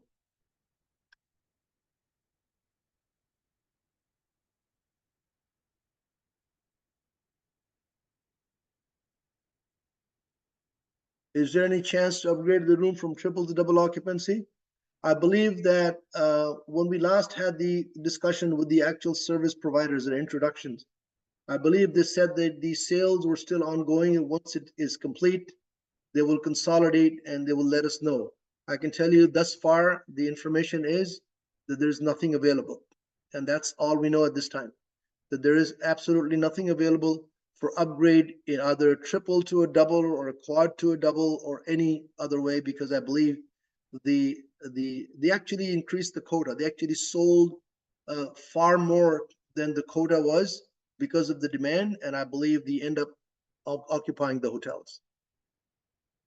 Brother Azhar, if I may add something to this, Brother Azhar, because I know I want to touch up a little bit on some individuals that were hoping to get double room, and I want to address it because I think when we were doing the whole nusuk process and the anxiety and the stress of the whole process, and there were some individuals that were interested in double and there wasn't double, and we were basically telling them based on last year when it was available and they were able to provide upgrades.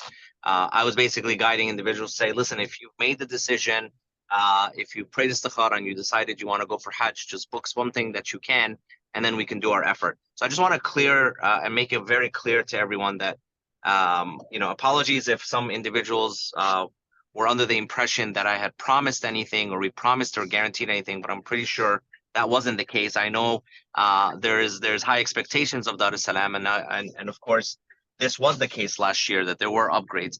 But seeing what's happening and seeing even the costs when they come increased and the chaos of it there, that's not something that's possible at the moment. There's a lot that's happening in the background that individuals may not be aware of and might be difficult to explain. But believe us when we say it, the intention was positive, was pure, to see if we can get you in as best as we can. But never was it ever promised that we can do it. This is not in our control. So I want to make sure that that's clear and it comes from me directly, as I've mentioned in the past also when we were doing the sales and the whole 6 months process. Just as a reminder to everyone, so we don't forget, inshallah. And the information is clear and direct from me. Jazakallah khair. But I also think, Brother Ahmed, that one of the reasons why the availability sort of dried up is because, the quota for the United States was what, 3,500? And they ended up selling what, 9,000? And Correct. I believe they did the same thing as the demand. They saw the demand, they kept increasing the quota. And so once you oversell the quota, and the service providers actually made arrangements based on the quota that was given to them, and so they all scrambled. And I believe in the end, when they looked at the inventory, they just couldn't spare any as such. So it's not that they're denying it, or Right. whatever, 1 or 2 rooms are left. I don't know what charges they would want for it, but no one wants to know. No one wants to know. No, but we are sincere, and when we say we're going to do something, but to the best of our ability, we did, to make sure that it's provided. But when they come back and they tell you it's not available, there's nothing much we can do. Yeah. And just to add to that, Brother Azhar, and I know we don't have much time, like I said before, and we mentioned it several times, pray istikhara, decide to choose whether you're going to do ma'isam or you're going to do the occupancy. And there are some individuals that are insisted that we give them a guarantee, and we refuse to give a guarantee because it's not in our control, and they decided not to go to Hajj. So it's important to note that. It's important that, had someone made the intention not to go because of a specific occupancy, and we understand it's because of illnesses and discomforts and issues and concerns, and we completely understand that. There were others that were probably waiting in line to take it, right? So it is just a configuration. It's a lot of it sounds like it can be logically resolved, but these are unconventional times and unconventional processes for Nusuk and Hajj. Thank you. Thank you. Brother Hassam, your question is, we arrive on the 10th of June at 12:20 a.m. Is there any place to stay until we get into the hotel room in the afternoon? That's almost 17 hours. That's exactly why we're having this webinar.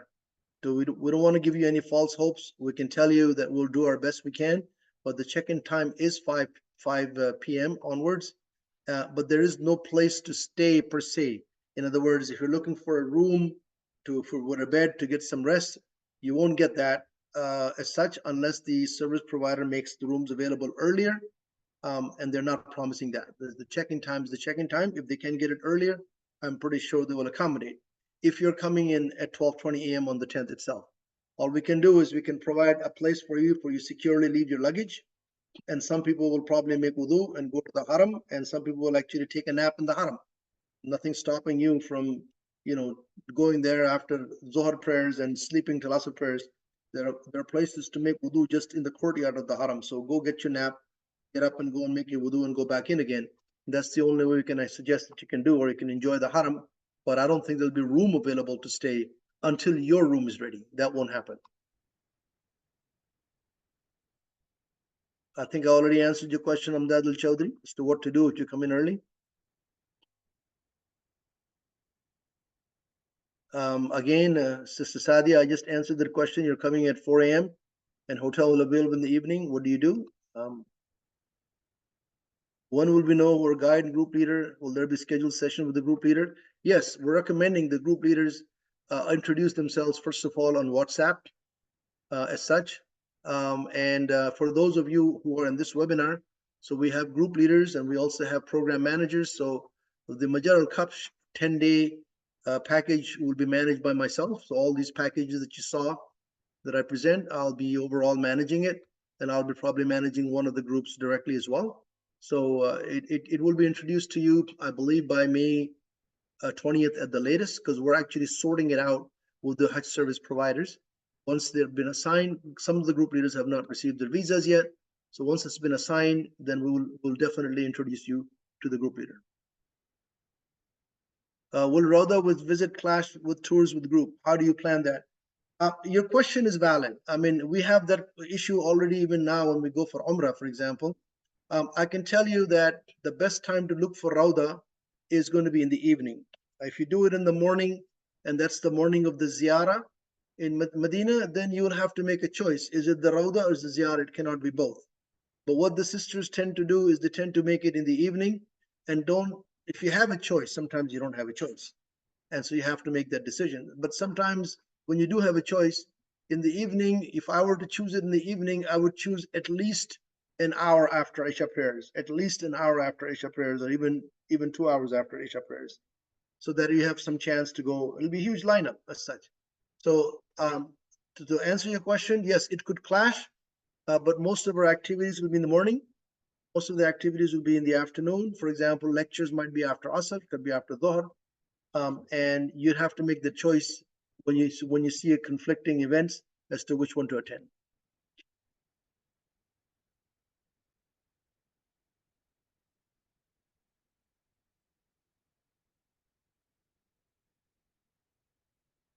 For custom flights, how do we get to the hotel in Medina? So if you have a custom flight through Nusuk, through Al Musafir, then the service provider will provide you the transportation to the hotel.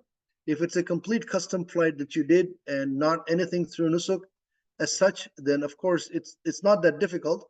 We'll give you the options on how to get there. We'll give you the options once you arrive in Medina, what the options will be for you. It'll be probably a transportation.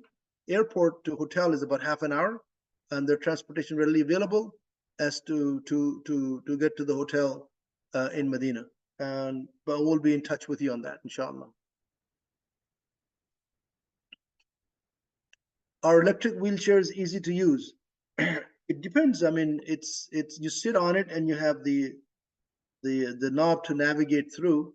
It all depends on your motoring skills, whether it's easy to use. It's not that difficult in terms of too many buttons to push as such. And I think you should look it up on Google electric wheelchairs and how to operate electric wheelchairs. You'll probably get a better understanding of what you're capable of and what is available. Muhammad Majid, your question is valid. How long is the bus ride back and forth and scheduled from Mina to Mecca?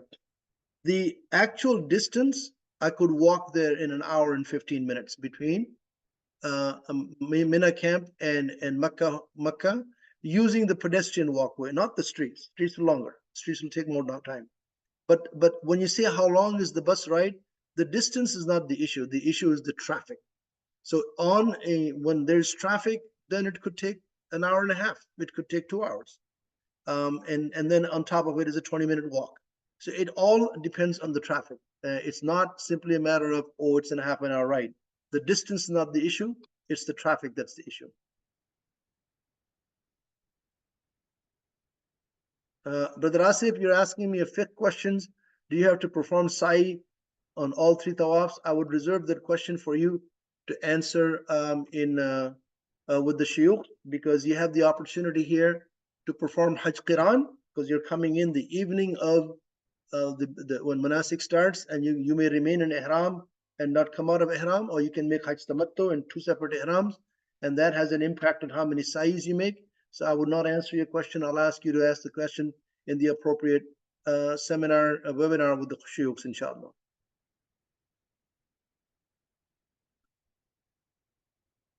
At Medina, upon arrival, is it better to refresh and wait in airport before immigration clearance, or go to the hotel? Even checking is not available in the afternoon. But the Sohail, they will not let you wait in the airport. They have so many people coming in. They want you to clear. They want to go through passport control and out. Please don't wait. Even if you come out of the secure area with your luggage and your cart and you're waiting there, somebody will come to you and say, why are you waiting here? Please go. Because they have to have a flow in the airport. They cannot allow people to just wait there and hang there, for example. So you'll have to come to the hotel. Is there a 4th Jamarat? You have the Jamarat on the 10th, 11th, and the 12th. Even though you're back in the hotel on the 12th and you're still staying there on the 13th, If you choose to say, no, I'm going to make Jamarat on the 13th, even though you're departing on the 14th or 15th from there, you can if you wanted to do that by yourself as such. But I wouldn't recommend it if I'm by myself. If there is a whole bunch of people saying I want to stay overnight again, but it all depends also on the service provider and his catering contract. You may have a catering contract that says these people that are supposed to leave on the 12th, their meals are now going to be in Mecca hotel and not in Mina anymore. So I would say you stick with the group, and we'll cover this question closer to when you're there, whether or not you can still stay through the 13th.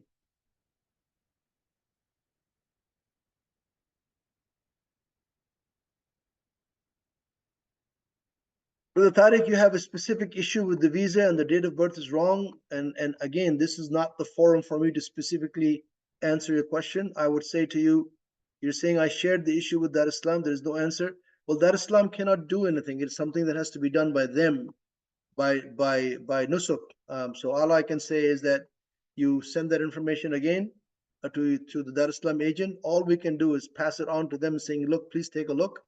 And again, they have to work with the Ministry of Foreign Affairs that issues the visa to see what they can do to correct it as such. But it's not in our hands as far as what we can do when the date of birth is wrong with the visa.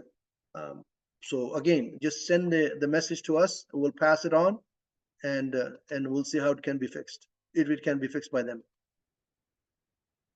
What times are meals served at the camp? Normally it's in the morning and in the evening. There might be a third one. So again, specific timing. There'll be a timing associated with, if it's the morning, it's from this time to this time. You'll get to know this closer to when you get there, inshallah. When are we getting the checked in suitcase back? Shabnam, I'm going to assume this question is about when you send the suitcase from Medina before traveling to Mecca. When are you going to get that suitcase? Well, the suitcase should be arriving in Mecca the next morning, or just a matter of travel. It could be arriving in Mecca the night that you arrive in Mecca. What I tell people to do is that you're going to be in Ihram and you've given out your check suitcase to be transferred to Mecca, and now you're going to carry a hand carry. What I tell folks to do is carry in that hand carry at least a single change of clothes to wear when you come out of Ihram. So carry that extra single change of clothes to wear when you come out of Ihram, so that if you're waiting for your suitcase, at least you have a change of clothes. I normally don't even bother with my suitcase. I have that extra change of clothes. I'll perform Umrah, I'll come back to my hotel, I'll shower, and I'll change an extra change of clothes, and maybe the next morning I'll go look for the suitcase. It's up to you, but the suitcase should be there in the middle of the night, inshallah. If your flight leaves on 6:19 early AM, can you give us an itinerary of Tawaf al-Wada, then hotel, then transfer? If you're leaving on the 19th, your Hajj definitely ends on the 18th, which is the 12th of Hijjah. You can throw the stones in the morning of the 12th of Hijjah, that is the 18th, and you come into your hotel, fresh and change, and then you go make your Tawaf al-Wada. Depends on early in the morning. I would say that plan to be ready to depart 10 hours before your flight. Plan to be ready to depart 10 hours before your flight departure time. So your Tawaf al-Wada has to happen before that 10 hours, if you're planning it. If you're leaving at 6:19 early in AM, let's say leaving at 6 AM, then basically by 8 PM, you should have finished your Tawaf al-Wada. You can finish Tawaf al-Wada in the afternoon, for that matter. It doesn't have to be right at the last moment. And then you're ready to actually transfer. But you will be in your hotel in the morning after throwing the stones on the 18th.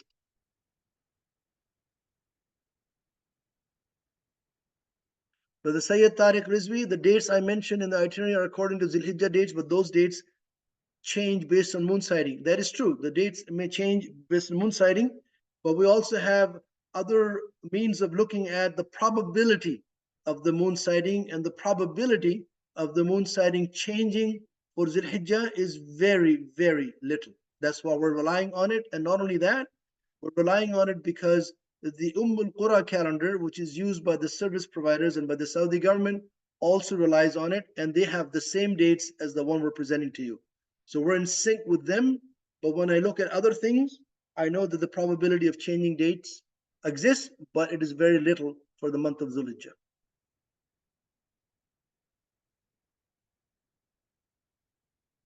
You said beds are allocated. Does that mean it's assigned for those especially choose to go to Mina for the first time on the night of the 9th? I don't know how they're going to do it this year, but generally speaking, what we do is we actually assign in groups.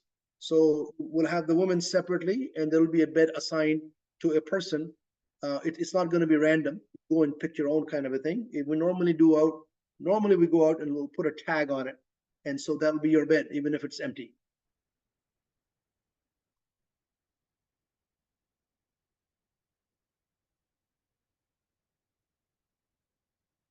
Brother Zaidi, thank you for your excellent presentation. Jazakallah khair. I would also like to give a shout out to the Islam team, Sister Huda, Ibtisam, and others for keeping us well informed and also helping where needed. Barakallah feek, Jazakallah khair, Brother Khalid.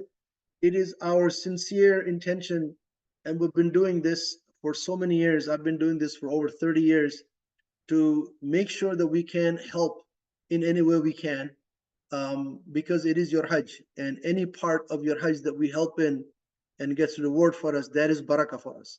So we're sincere in this, even though people say this is a business for you. Yeah, but we want to make sure this business is with full of blessings, because we want to be sincere in helping you out where we have the information. So I'm glad that it is of help to you, and I'm hoping that it is of help to many others.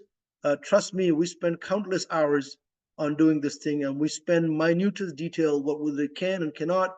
Do we know for sure? Rather than just saying it, inshallah, it'll be done. We want to make sure that inshallah has some value associated with it. Where we don't have an answer, we'll give you an answer that is equal to that, which is, look, we don't have an answer. Even though it may not be appropriate, you might be expecting a specific answer. Just like the brother that asked me, how long does it take to go from Mina to Mecca? I really don't have an answer. It really depends on traffic. You may not like the answer, but that is the answer. The distance is not that issue. The issue is traffic, which we can't predict. Historically, we can tell you how long it took, but we can't say that's going to be the case. So I'm hopeful that this information is helpful to you and many others, and I thank you for acknowledging it. Barakallahu fikum, jazakumullahu khair. If we spend the night of the 9th in the hotel, do we go to the hotel in the 10th a.m.? When do we do Rami Jamarat? Okay, so first of all, I think you've got it all mixed up. You are not going to spend any of the nights in Mina. So let's put it this way. I think you're referring to 10th and the 11th. So you're coming in from Muzdalifah on the 10th of Zulhijjah. That's the day of Eid. 7 stones in Jamratul Aqaba and off to your hotel. Out of Ihram and back to Mina. Now you've already stoned for that day, the 7 stones in the morning. But you're back to Mina because you're required to spend half the night. Then you go back to your hotel past midnight, 11th.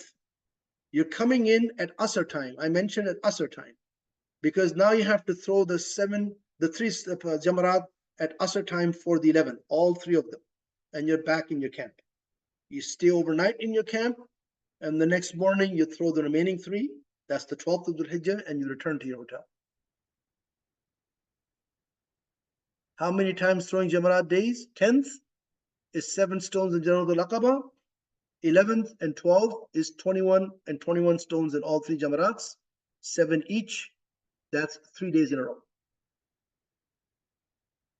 Will pebbles be provided? Honestly, I don't know whether it'll be provided or not. I know the last year they provided it, but if they do provide, then that's great. Otherwise, you can collect it easily.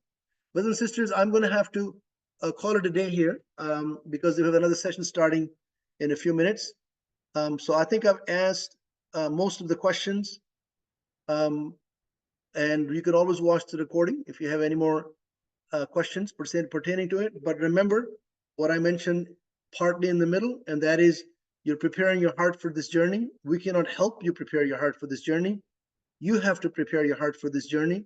What does it mean for you to stand before Allah subhanahu wa ta'ala in His house when He has invited you and He is the most honored guest? How do you meet Him? What do you carry with you in your heart? That's why you need to cleanse your heart before you even go there. And when you do there, make sure you're sincere in your supplications as such, and be helpful to others. Jazakumullahu khairan. Subhanakallahumma wa bihamdik. نشهد أن لا إله إلا أنت نستغفرك ونتوب إليك. السلام عليكم ورحمة الله وبركاته.